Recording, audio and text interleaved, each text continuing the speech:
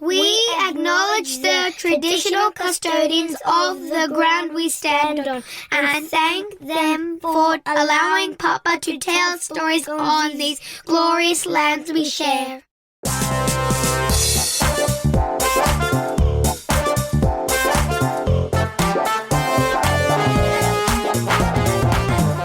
Hello and welcome to Three Food Memories with me, Savas.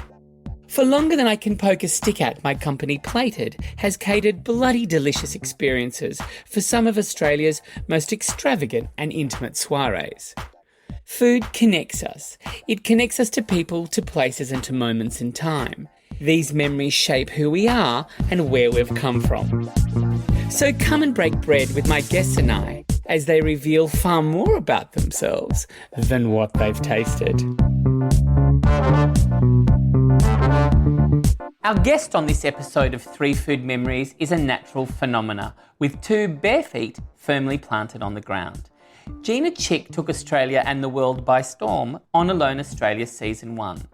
Since the show aired, it's been a whirlwind of interviews, international travel and writing her own memoir, as well as having her very first ever facial. There's a magna martinus to Gina. Her deep sense of empathy, love, acceptance and resilience are qualities we associate with motherhood, but in her own intuitive Earth Mother connection. A connection that has cradled her through some of life's deepest experiences. Gina Chick, welcome to Three Food Memories here in my home.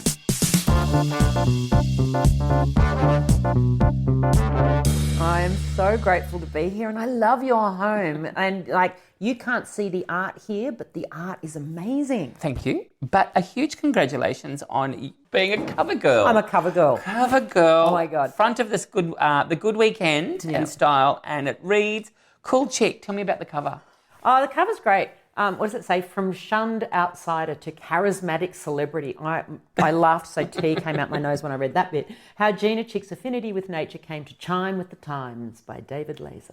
Now, this cover was hilarious because, after Alone, generally, whenever there's media, they want to see the possum coat. They want to take photos of the possum coat because the possum coat is mythic.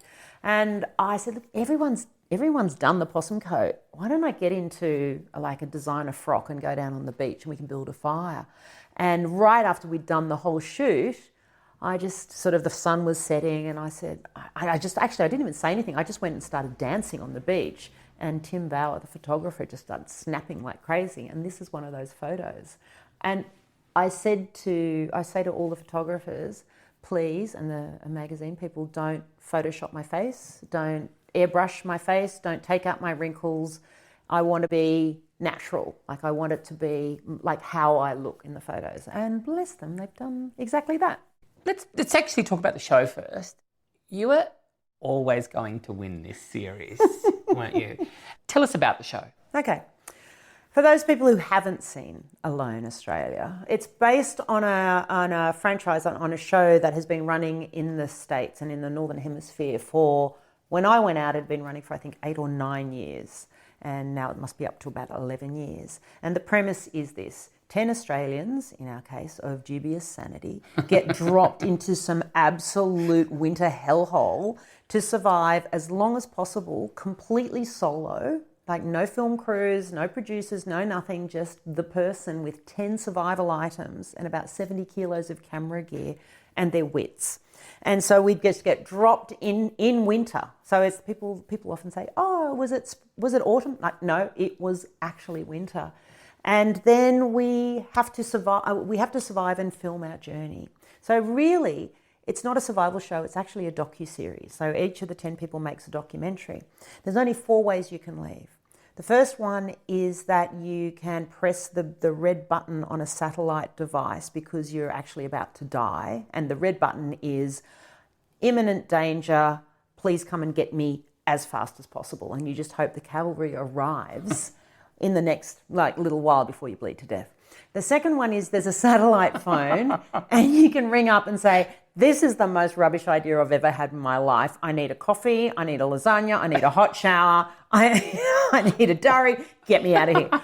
The third way that you can leave is that one of the semi-regular medical checks when they basically are assessing us to see if we're in like danger of organ failure from starvation. They can medically tap you and just say, nah, your blood pressure's too low, you're out.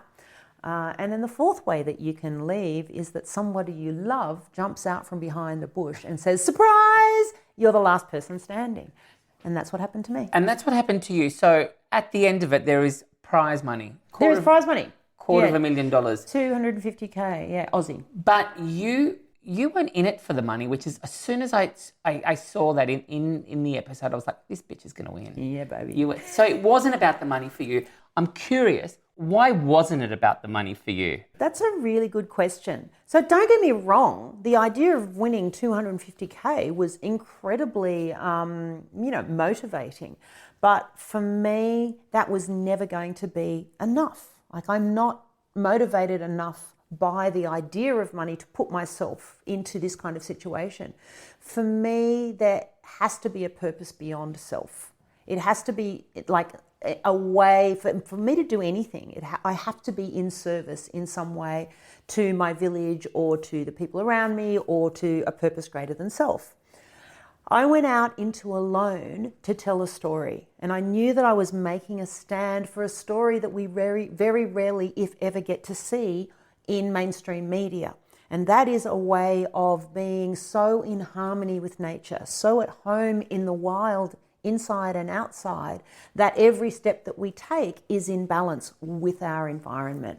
And what we see on TV is man versus wild. It's day 753. Is Gina going to get eaten by a drop bear? That's what we're used to seeing.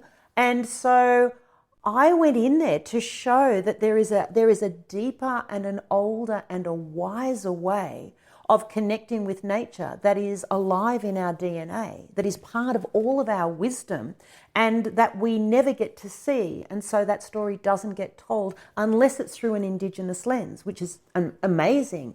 But I wanted to be able to tell that story through a non-Indigenous lens.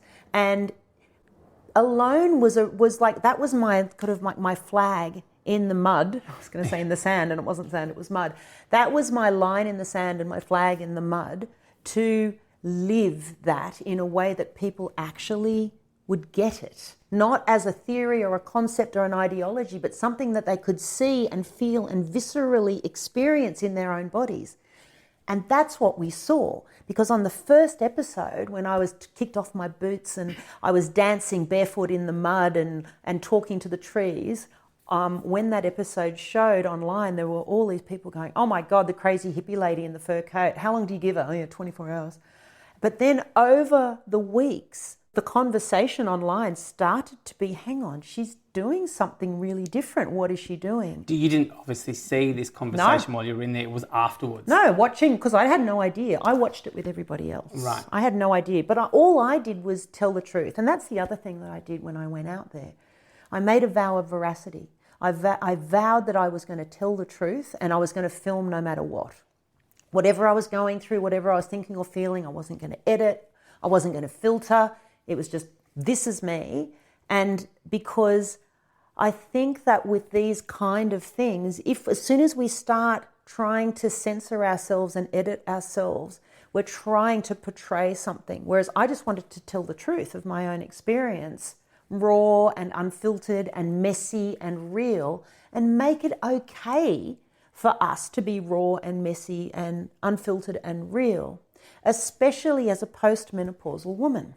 Because I never get to see me on a screen. I get to see women my age who are either so plastic surgerized, to fit into Hollywood, that I don't have any resonance or kinship. Or there's the postmenopausal women are invisible, or we're crone, or I just wanted to be like, fuck no. We are amazing and wise and wild and sexy and creative and beautiful and magical and capable as fuck. And so I took all of that in with me to Alone, and I also went in to do 90 days. That's what I said going in. I was like, I am not coming out before 90 days.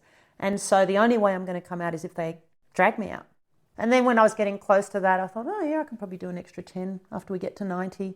When they came to get me, I still had 3 weeks worth of food. How did you count the days? Was it keep track of them? Was it really? I would sometimes not be able to keep track. I mean, I think it's day 45, maybe it's day 47. Is it day 50? And then, but then there might be a medical check or something, and that would reset my days. I'm like, oh, right, yes, I'm at day 50. On day 35, we're going to move into your food memories now. On day 35, you said that every waking thought was about food. What was food for you at that point? Oh, my goodness. Well, in terms of survival, that was it. If I didn't have food, I would lose too much body fat and they would tap me out. So without food, it wouldn't be me tapping myself out. It would be the medics tapping me out. Because if we go into starvation, then our blood pressure drops and we don't have enough blood pressure to give us oxygen to our organs. And we can be at risk of like permanent physical damage. So if I was going to last my 90 days, I needed food. And specifically, I needed fat, because fat is high calories. You've got your fat-soluble vitamins A, D, E, and K that you can only absorb if you have fat. So to have enough micronutrients, you need fat. And it's just so calorifically dense, it would mean that I wasn't, stripping my own body of fat. So by day 35, like the fish that I'd been catching, they were like little. I mean, I caught a lot of them, but it's not like the northern hemisphere salmon and trout, which were these giant, like honking, stonking things. Like these were little delicious rainbow trouts and brown trout, but nothing that you would call substantial. So I was pretty much dreaming about something that had like calories and meat, really. Your 3 food memories are my favourite types. People gathering around food, creating a pure sense of belonging. So this first memory we're going to bring to life for you. Yeah. Have we got it coming in? What? Now, this is the egg sandwich that appears in your story. And it's actually a truffled egg sandwich that we've made for you. God. With some prosciutto and fresh lettuce. And with that sandwich comes something really surprising that is extremely Australian from the 80s. Can you smell it? It's a bit of a fancy egg sandwich. That's a much fancier egg sandwich than we would have had at home. But what we've also have for you is something even more exciting. Come and bring that in. Do you know what this is? Oh my God, is that tang? Can you bring the little container so Gina can take home with her? Oh my God, you found tang. No way. Doesn't it remind you? Oh my God, you found tang. Yes. Can we get in some photos? Oh my God. Well, we didn't have these. No, it was a metal jar. It was a jar. Wasn't it a metal? No, it was a glass jar with an orange plastic handle, and my mum was famous for recycling the tang jar. Oh my God, let me just. You're taking that home with you. Wait. Oh my God, it's tang. So it's a present for you. Thank you. Thank you. I'd love some numbers and colours and flavouring and some tang. Because that's what we used to take out on our picnics. Tell us about this memory. Oh. Or do you want to have a bite of the egg sandwich? I might actually have a bite of the egg sandwich I'm going to have as well. I haven't had any brekkies, so this is perfect. Oh my God, a bit of an egg sandwich. Oh, yeah. Go the truffle. Why didn't we have truffle in the 70s? I don't know. Because we didn't have truffle in the 70s. Because we didn't have truffle in the 70s and we would have been up ourselves. We would have missed out on all these, these experiences. And also, even if there was truffle, there's no way it would have been in my little bogan coastal country town. No way. I mean, we had avocado. Every now and then we might have an olive, but we wouldn't have had truffle. Hang on, I'm just going to have a sip of tang to get me in the mood of this memory. Oh my God, tang. So my 2 sisters, Danny and Kristen, we called her Christy.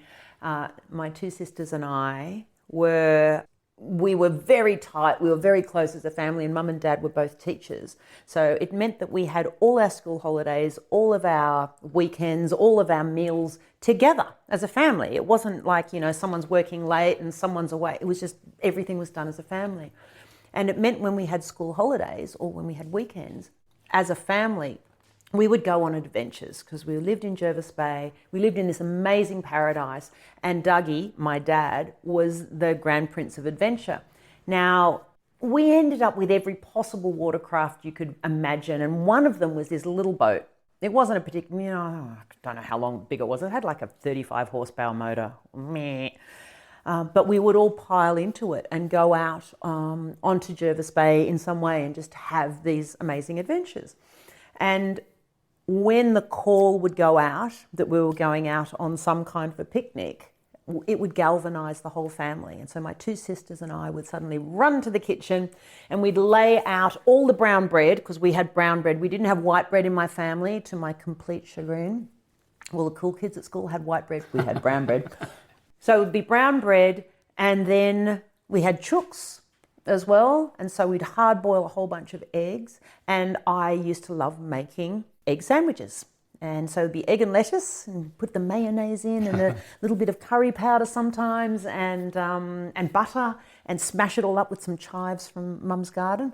And we would have egg sandwiches, and then we would also have fruit and a big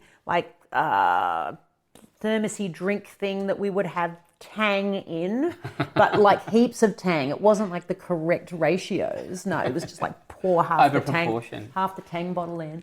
And then we would all pile in, and heaps of fruit, and then we would all pile into the boat. We'd pile into the car, get into the boat, go across to some pristine beach on the other side of Jervis Bay, or go out and see the baby penguins on Bowen Island, and then we'd have a picnic.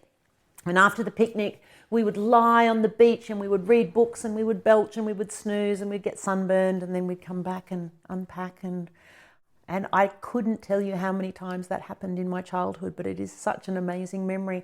And even with the truffle in there, this egg sandwich is absolutely taking me back. So what were some of the conversations that were going on, two sisters?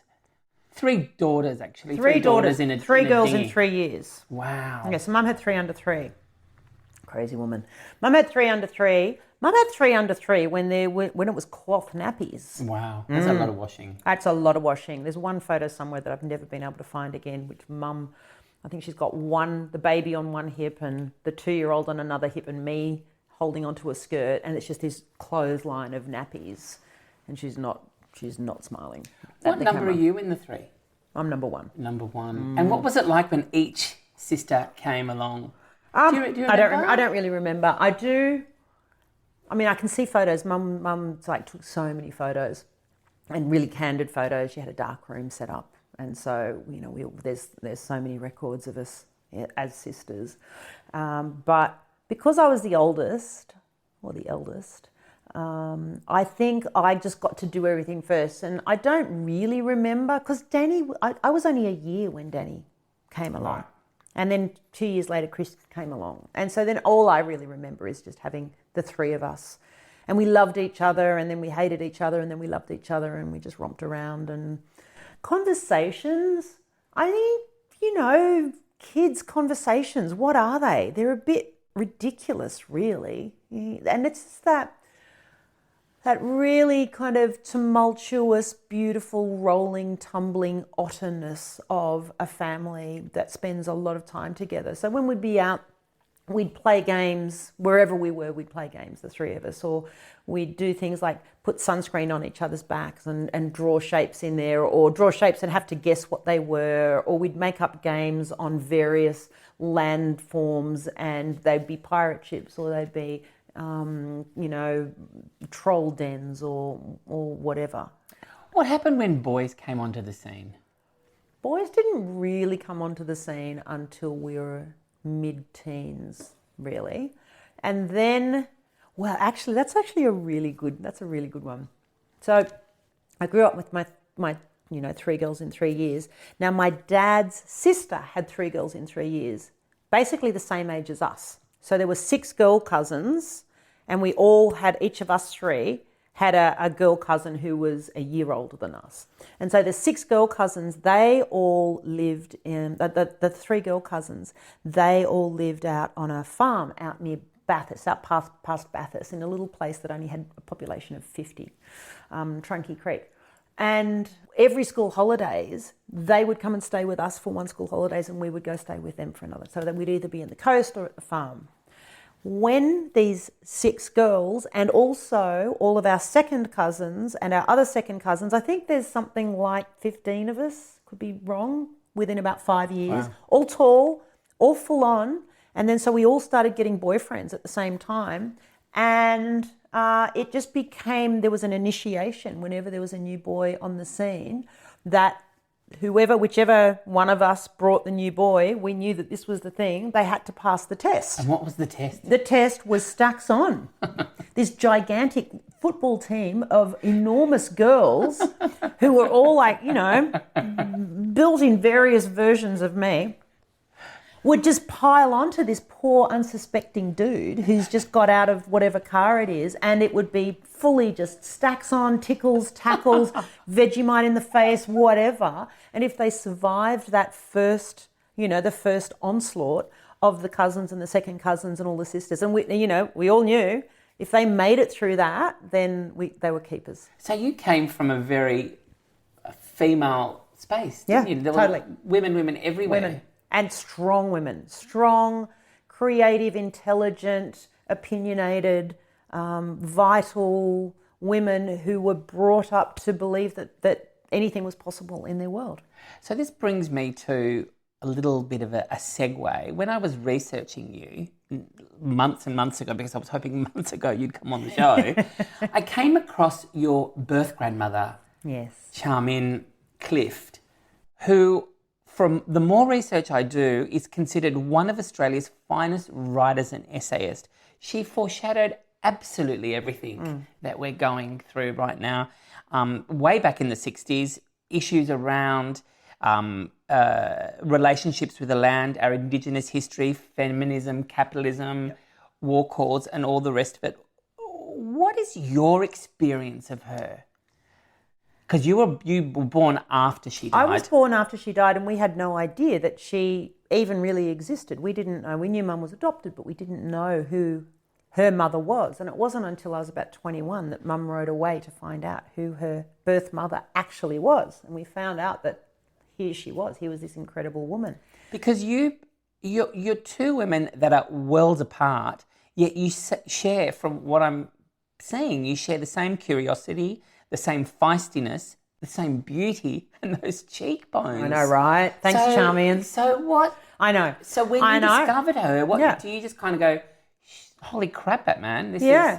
Well, as I write in the book, there's the moment when Mum rings up and says, hey, I've found out the name of my birth mother, and it's a name I know. It's this woman, Charmian Clift.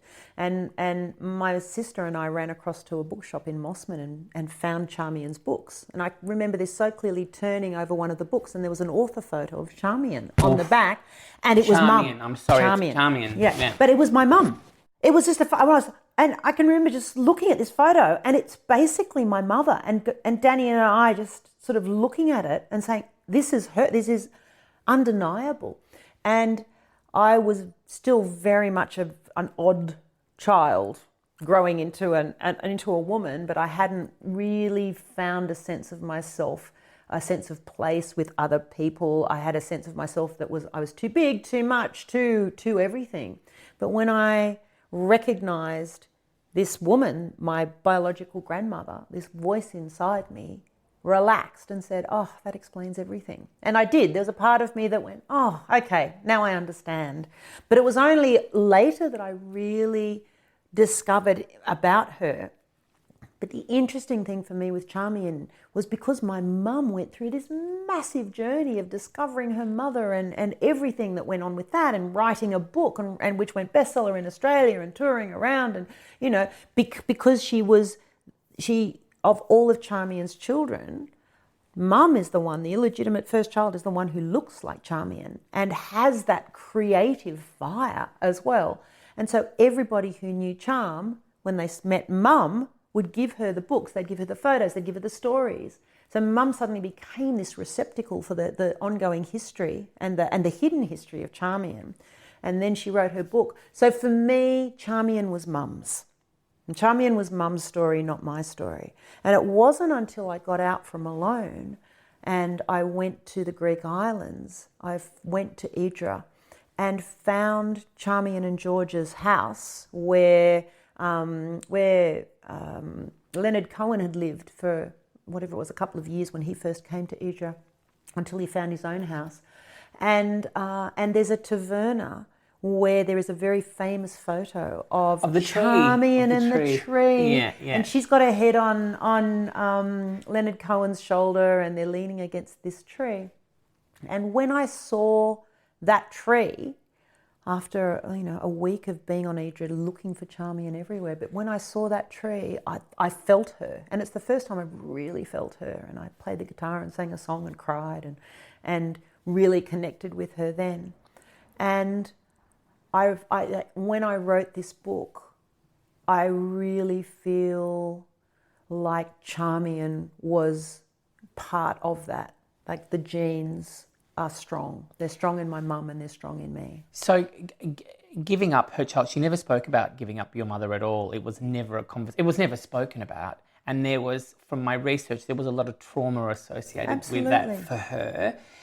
Do you think this bloodline motherhood story presents itself in your own experiences? Absolutely. So Charmian gave up her first child for adoption.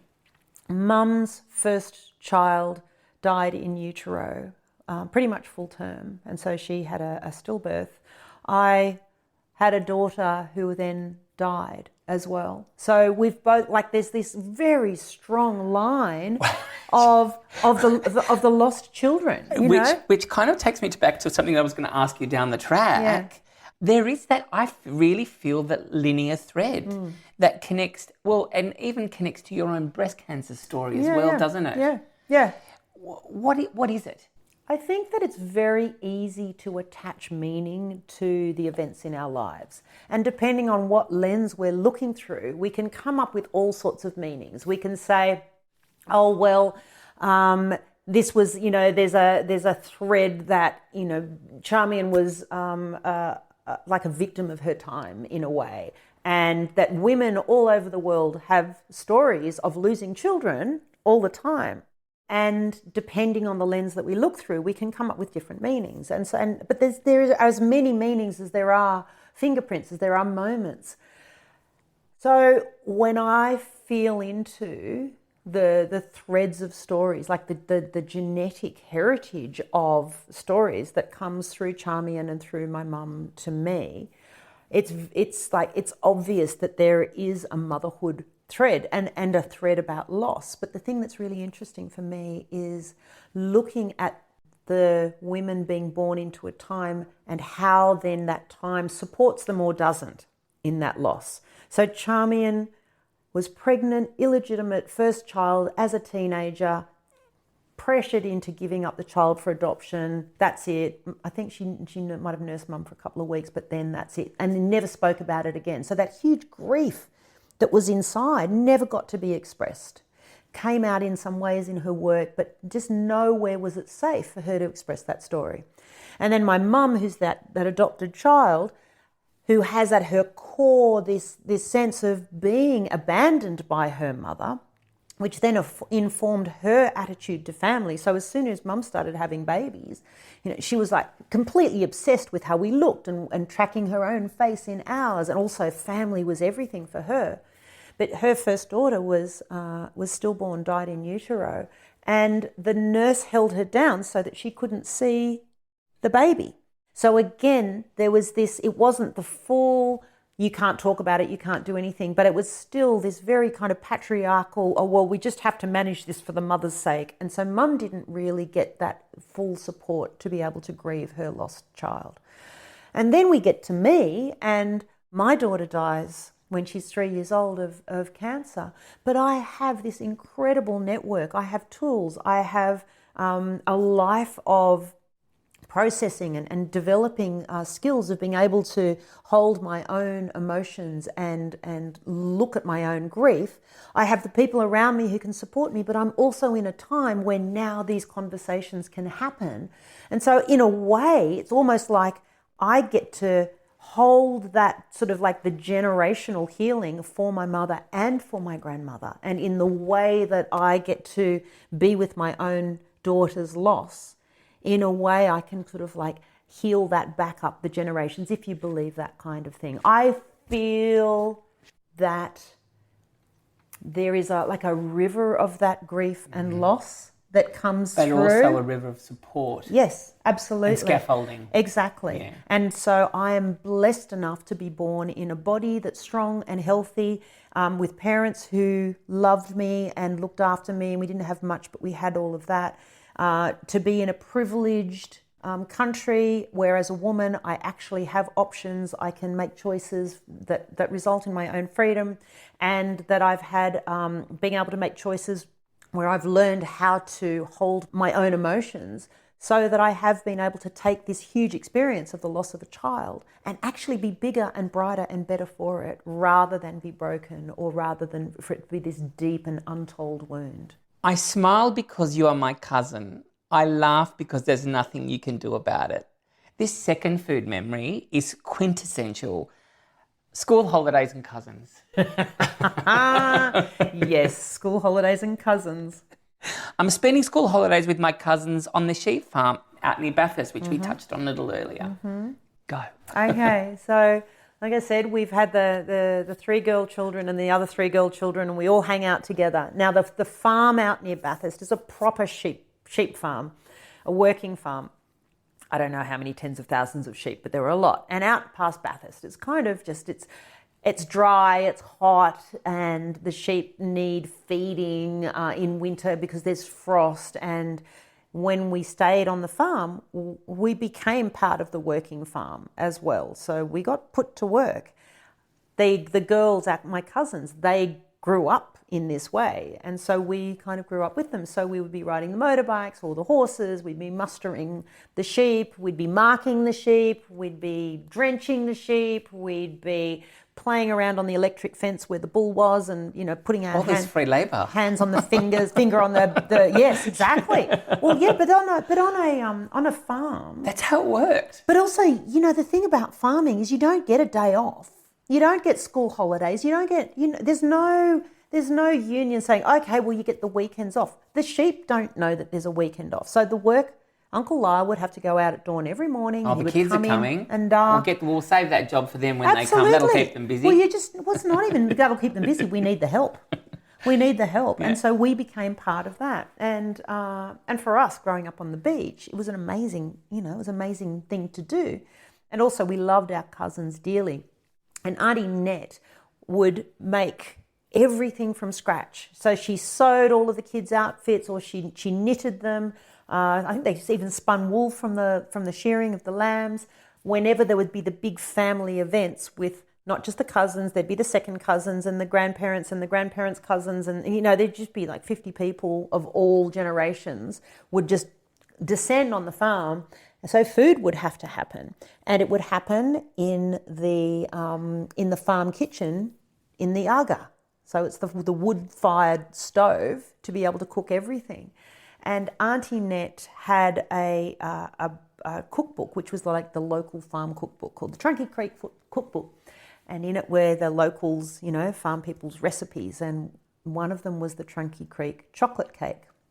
And the Trunky Creek chocolate cake, I think it had like 4 ingredients or 5 ingredients, but it was legendary and we all loved it, and it would always get made for every anniversary or someone's birthday or whatever it was, Easter, we were out there would be the Trunky Creek chocolate cake.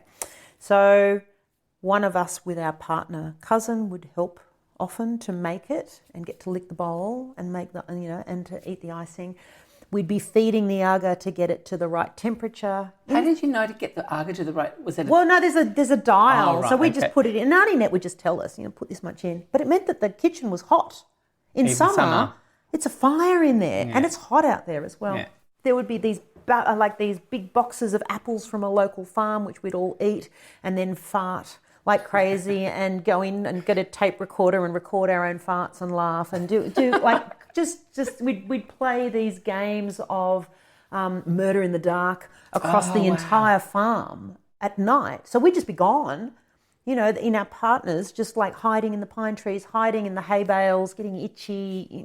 Like there was so much, and there would be so much food. Uncle Lyle would kill a beast. Sometimes we would be part of that as well. and there'd be fresh lamb chops. There'd be, the meat from the farm, which would get cooked on a big barbecue, or there'd be a spit. And so food was amazing. And it's part of my memories, part of my childhood. This contingent, this company of cousins, what role did you play in it? Well, I was always a bit odd. And so whenever there was the... Describe odd, because I've read... I was weird. That's very strange. You say that. And I present I've read that. really well now. I Okay. have healed my strangeness. I didn't speak human very well. What did you speak? I spoke wild animal really well. I spoke cloud extremely well. I spoke storm. I spoke wind. I spoke earth. I spoke animals. I didn't speak whatever the language of humans was. And because I think at my heart I actually am a humongous introvert, which no one ever believes, and I can find the parts of myself that can engage with people, but I absolutely need solitude to be able to recharge. Every human interaction costs me energy.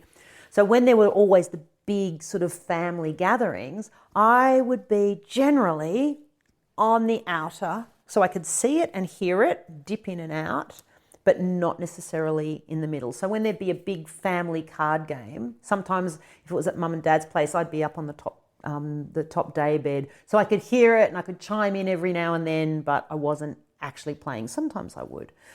And the 6 of us girls, we would absolutely be, we would just be together. But once there was the big family thing, I would dip in and out, depending on my own... But you looked forward to it, though. Oh, absolutely. Loved it. And the great thing about my family is, I mean, they might have judged it, but I never felt it. Like, I never felt like anyone was going, oh my God, Gina, you're a weirdo. I mean, I think part of my weirdness was I wasn't really aware of how weird I was, or that other people might have an opinion about that, or that I could change my behaviour to, fit in with my family better. I was just odd. And they were pretty okay with it, I think. And mum and dad did a good job of making you feel absolutely good about yourself. Yeah, absolutely. And it wasn't until you stepped out of the family and the environment went to school, that you realised. Yeah, I knew, like at school, I knew that I wasn't like everyone else, especially like in primary school. Absolutely, I just didn't have any friends in primary school, and then in high school, I learned how to have friends. It was, but I ended up with a group. Where I say that yes, they became friends. It was it was a turbulent journey to get there. But then kids grow up as well, and we did. I learned enough about human language to be able to speak it. It's like learning a language. First of all, you have to learn the letters, and then you put them together to make words, and sometimes your accent's a bit thick. But then gradually you begin to speak the tongue. I believe right in the deepest parts of my marrow, our children choose us to be their caretakers in this world. Yes. They are not ours. They don't belong to us. Why do you think your daughter Blaise chose you to be her mother? I believe the same thing. In fact, I often used to say this. I feel like, Blaise went, all right, I need you to be my mum. I need you to be my dad. Oh, crap, you're on other sides of the world. Right, you're going to have to get over here so you can meet. Like, I really, that feels like a visceral truth for me. And one of the things that I say, and I say this in the book as well, after I lost Blaise, I didn't feel it was unfair. I just didn't have that. And I feel like in some way it's almost like we said, right, this time it's going to look like this. You'll be the mum, I'll be the Bob. We'll teach each other things. Won't that be a great idea? And since losing her, I can honestly say having her was the greatest gift of my life, and losing her was the second greatest gift of my life. Because of her, and because of having her and losing her, I am bigger, I am wilder, I am more compassionate, I am so much more kind, I am a much nicer person. I have more ability to hold people and listen. That nature connection is stronger. Like, I get to carry her gift into the world. And I think part of the story that I went out in alone to tell, the story of connection, the story of homecoming, the story of oneness with nature, is part of her gift. Because of losing her and saying yes to that, I have so much capacity Saying yes to losing her and to grieving her. Like I was like, okay, well, that's what's happened. I mean, I can't change it. So rather than, and everybody responds to grief in different ways, and I'm not saying that mine's the only way or it's right, but this is how I responded. And what that means is that I have the capacity to hold many stories and the depth of human experience and emotion because of what I went through with her, to be able to then go out onto alone and connect absolutely with every single thing around, to be able to then win, to then have this platform to be able to talk about these things on, like with you, or to be, to write the book, or to be on the cover of the Good Weekend. And to me, it isn't about me. It really isn't. I am a placeholder for a story. It just happens that I'm the one that's, blah, blah, blah, blah, blah. But it's actually, it's not that I'm special or any more or less, because none of us are, but it's that I'm a placeholder for a story that I think our culture has largely forgotten. A story of connection and a story of oneness, a story of listening to the web of life as it moves on this planet and how we are a part of it, and every choice we make has consequences, and now we are seeing them and we're living them. To be able to have this particular version of that story is partly because I lost Blaise. And so if I sort of track in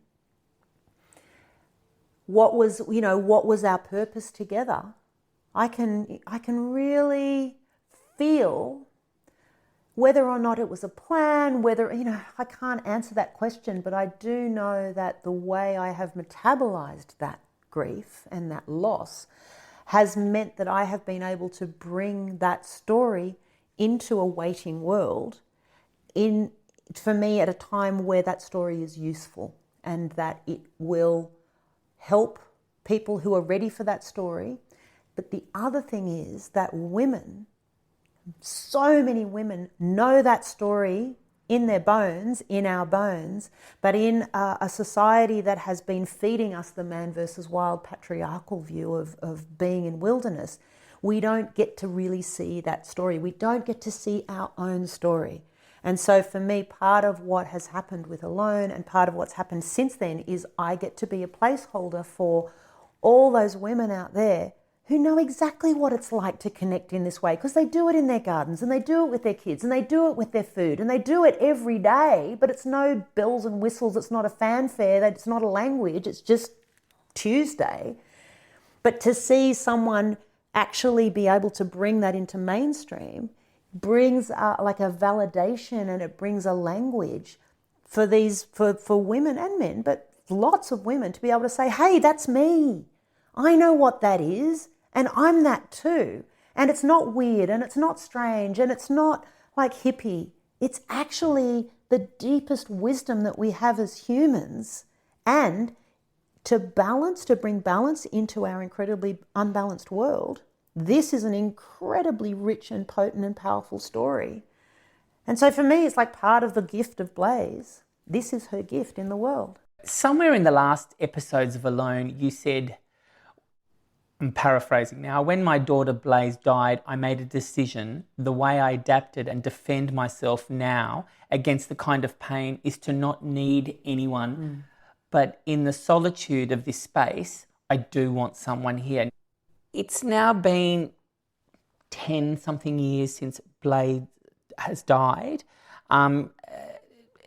It's almost 2 years since you made that statement, plus the cathartic experience of writing, I would imagine writing this book. What do you have to give parents who are staring down the barrel of losing or have lost a child? Now, I'm specific to this cohort of parents, these people, not just anyone dying, but to parents who could be losing their child or have lost their child, because it's not a natural, and I think of my own children right now, it's not a natural order for a parent to bury their child. What have you got? What message have you got for these people? Oh, look at you, love. Hi. Hi. Thanks for your big heart. Thanks for feeling it. I mean, I think this is part of the conversation, is being willing to feel the absolute terror and horror of that as a parent, because it is the unthinkable and the unspeakable, but it also exists, you know. So I think it's really important to be able to have these conversations. So yeah, thanks for asking and for feeling and, you know, being receptive to that. I got asked a question on the Imperfects podcast, where they said, when Hugh said, so what's it like to lose a child? And I said, I can't say what it's like to lose a child, but I can say what it's like to lose mine.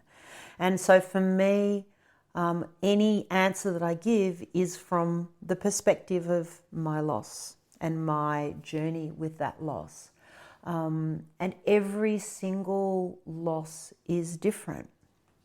The thing I think that I would probably just off the top of my head say here is that everything dies. Everything dies. Every moment dies. Our youth dies. Our stages of life die. We lose a job, or we lose a parent, or we lose a dog, or we watch a dream flame and turn to ash. And if we have healthy language about those little deaths, we are preparing ourselves for the really big ones. Like for me, losing a child, or it might be losing a parent, or something like that.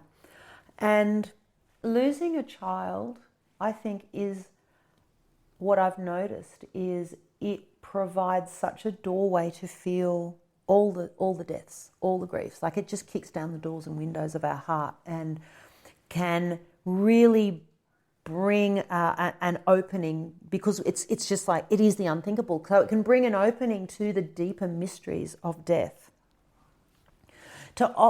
As to what I would offer to parents who are going through it is, there is nothing you can say. So what I would offer is for people who are in support of someone who is going through it. Because we don't know what to say, we will often say, I'm sorry for your loss. I'm sorry for your loss. We don't know what else to say. And my experience, and a lot of the parents that I've spoken to who have lost a child, what we want is to hear our kid's name. We want to hear their name. We want them to not be gone. And so if you're in support, to be able to ask the question, to be able to keep their name alive, to be able to do more than I'm sorry for your loss. If I'm sorry for your loss is all you can do, then great. That's we don't know what to do.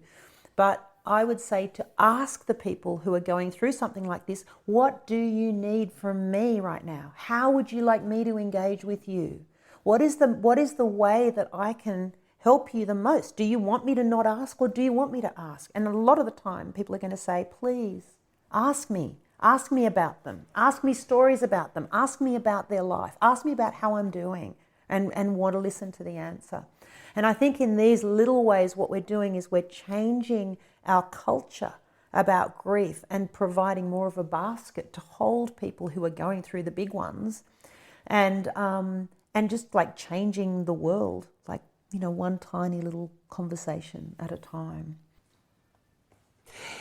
Now, this third food memory, I like this memory. It's about restoration, connectivity through observation, discovery and openness. In your 30s, you spent a lot of time in far north Queensland. I did.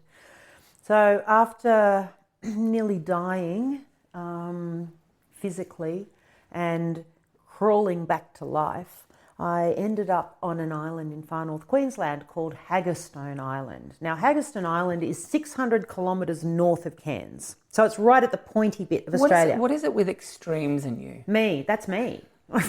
It's always been that. So Haggerstone is this tiny, tiny little Robinson Crusoe castaway resort that was owned by a husband and wife team named Roy and Anna Turner. Now, Roy was Aussie as they come. He was like the original Croc Dundee. He used to go croc hunting in New Guinea. He was a raconteur. He was a musician. He could play the guitar and sing. He cooked like these incredibly extravagant dishes.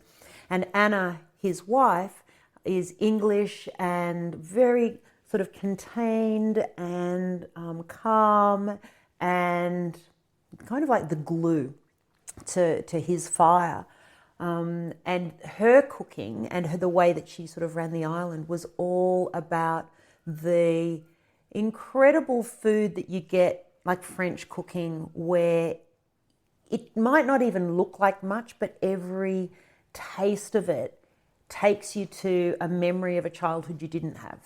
You know, it's the childhood you wish you'd had, or the childhood there's a storyline. Yeah. In the flavour. Yeah, absolutely. That you pick up on. Yeah, and so Roy's dishes were these extravagant, flamboyant, ta-da! It was like you could almost hear the trumpets, you know, playing, and he would deliver this amazing thing, and it would be 1814 overture. Oh, well, yeah, yeah, or Ride of the Valkyries, and then boom, and there it would be. And then Anna would come up with this, you know, we cooked a lot from the Elizabeth David French provincial cooking little cookbook, which I still have. And all her recipes were just so beautiful and so delicious. And they balanced each other really well. So I spent an entire year working on this island, and I mean working. I mean, I was working pretty much 15 hours a day. In the beginning, 7 days a week. And that was cleaning, it was cooking, it was doing everything, every now and then going out. Did you do more than was needed? No, everything was needed.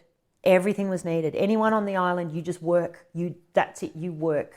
If you can't work, then you shouldn't be there. So we would catch everything from the sea, or we'd grow it from the orchard. And there was a generator that would go on for a couple of hours in the morning and a couple of hours at night. The guests would stay in these huts that had been hand-built from driftwood and sleep in beds that had mosquito nets to keep the centipedes and the mosquitoes out. And every day the guests would go out on this boat to catch the food and to have the experiences. And so my job would be to clean all the huts and wash all the windows and sweep the paths and make the breakfast and make the lunches, for the basic lunch for the guests to take out to have with their seafood they'd catch.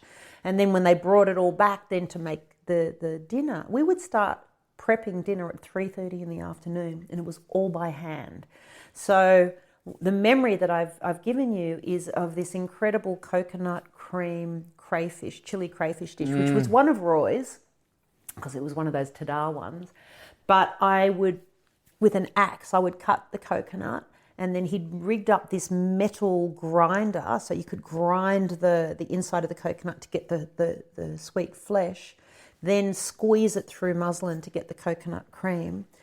I would go out on the boat every chance I could, and I learned that I was good at free diving, and I was really good at hunting. So I would spear these crayfish that would sometimes be as long as my arm. So there might be a crayfish that I'd managed to spear that day, but if not, somebody else had.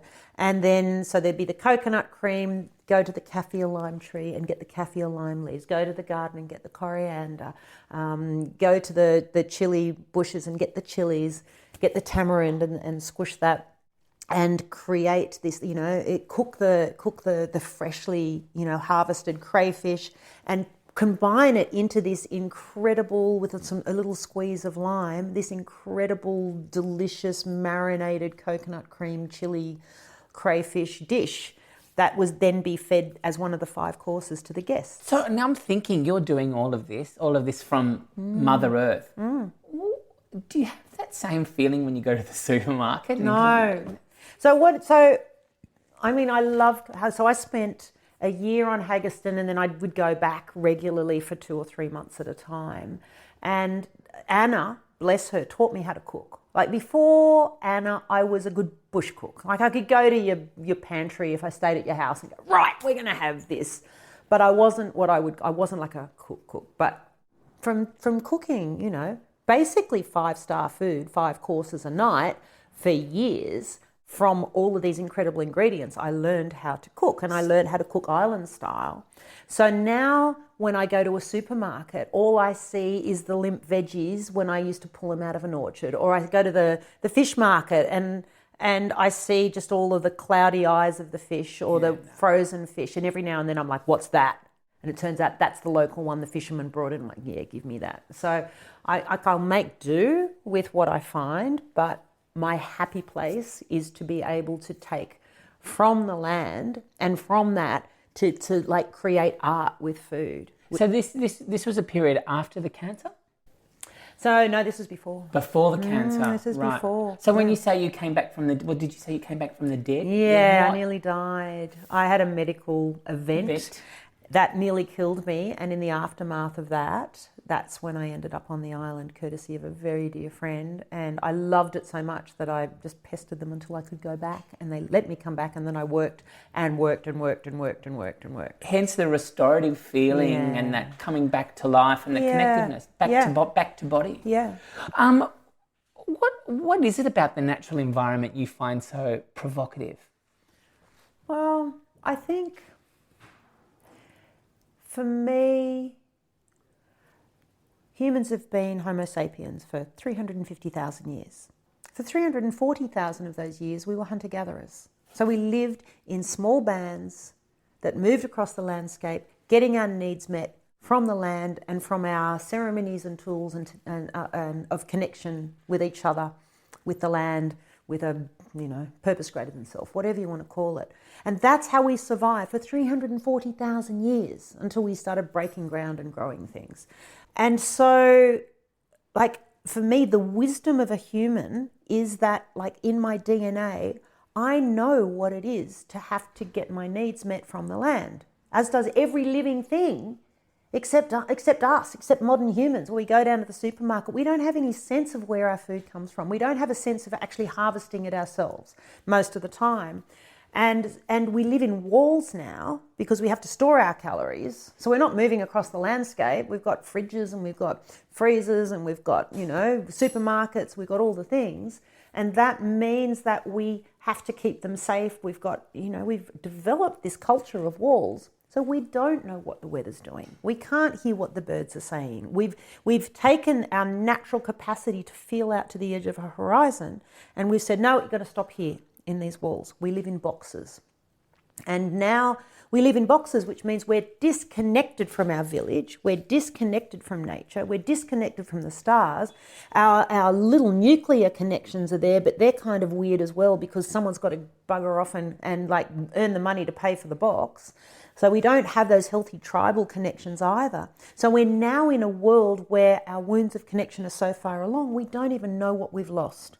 But we yearn for that connection like a wolf that's born in captivity yearns for the forest without ever having seen it. Like we don't even know why we're so hungry for it because it's in our DNA. Whenever I go out into nature, I remember who I am. And I am not a creature of walls. I am not a creature of supermarkets. I can enjoy all of those things, but are they nourishing? Do I feel complete? No. Whereas when I'm in nature, now I'm part of that battery. Now I can allow the battery of nature, feed me and fuel me. Now I'm not getting billboards telling me I'm the wrong size or the wrong shape. Now I'm not getting social media sucking me in so I'm doom scrolling. Now I'm listening to birds. I'm listening to the natural web of life. And I understand that in nature, there is no hierarchy. There is no hierarchy of life. No life is more important or less important than any other. That's us. We say that. We've got that value judgment.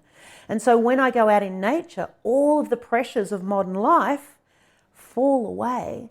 And in the mirror of wild nature, I actually see my true essence, my true nature as a wild creature that is connected to a living planet.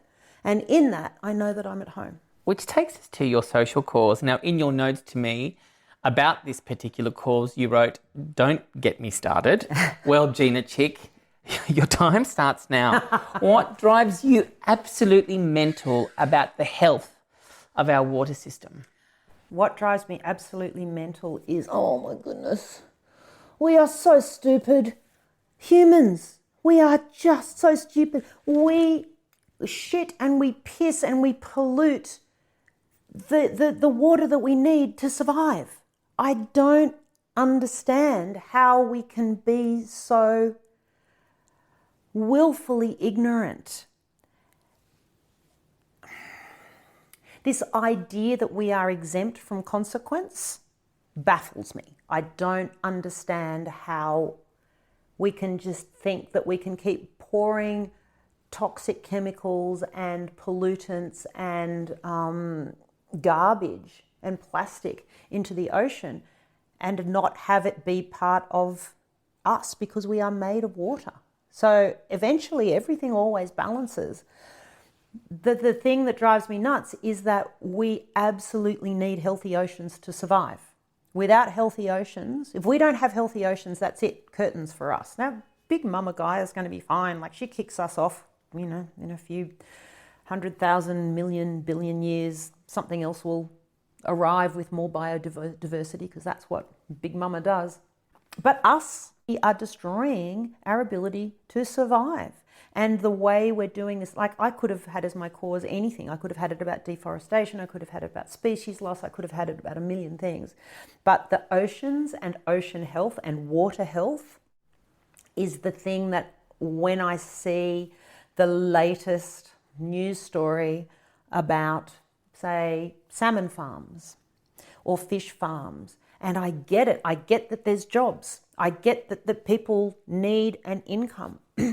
But when the consequence of the way that we are farming fish, and I've seen this, it is so disgusting, having tens of thousands of living creatures jammed into this little space, and they've got sores all over them, they've got bits of flesh hanging off, there's dead ones that are just floating, they don't have enough oxygen, so they're all gasping, and they're creating an environment where the oxygenation of the surrounding waterways is affected, which then kills the surrounding ecosystems as well.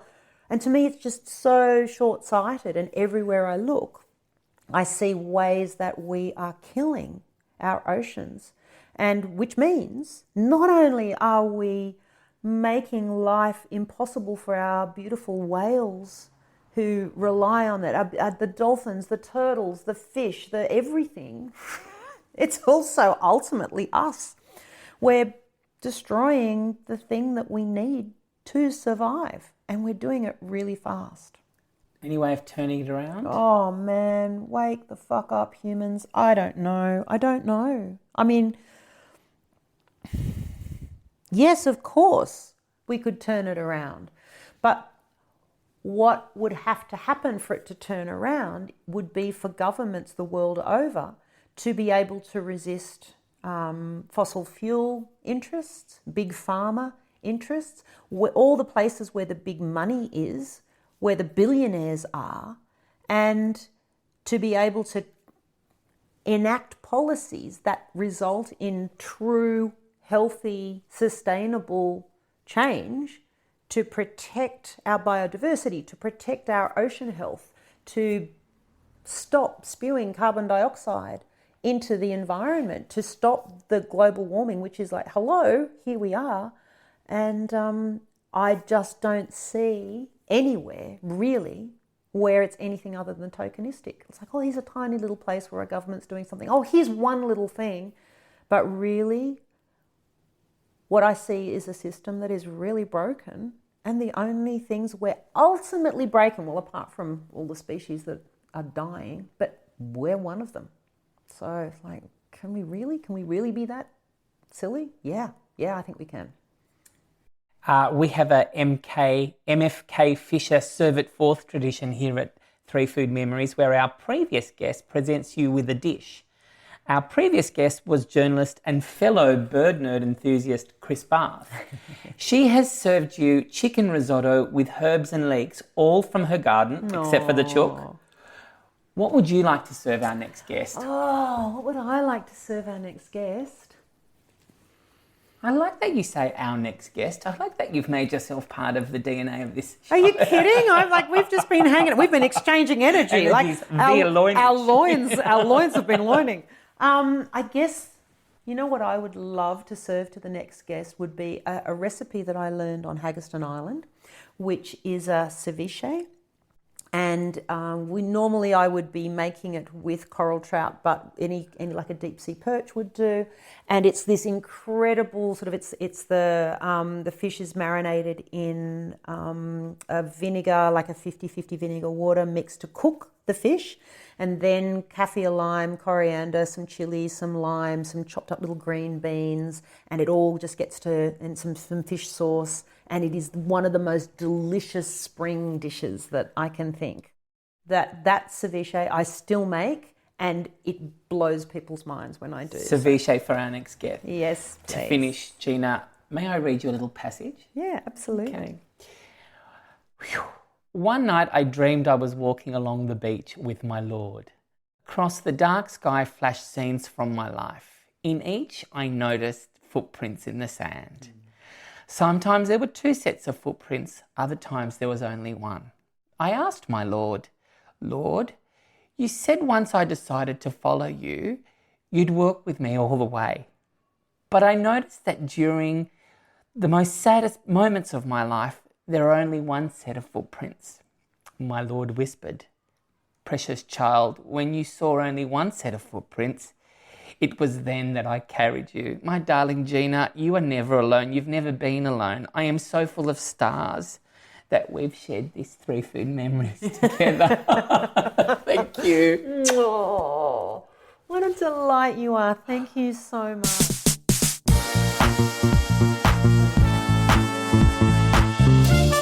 That's it for this episode of 3 Food Memories. In the next episode, you'll meet British TV personality and author Tom Reed-Wilson.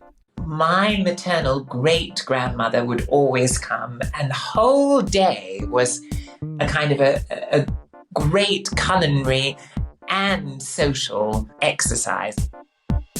Be sure to spread the plated love and check out our 50-plus back episodes. They're still as delicious as they were when they were freshly poached. And if you loved this episode, text a mate and tell them all about it. For all things TFM, head to the socials at 3 Food Memories and at Savas. For more info and to send us a message, head to the website 3foodmemories.com. 3 Food Memories is produced and edited by Lauren McWhirter with original score by Russell Torrance. Naste kalafili and bye for now. Thank you for listening to Papa's podcast. Don't forget to like and subscribe.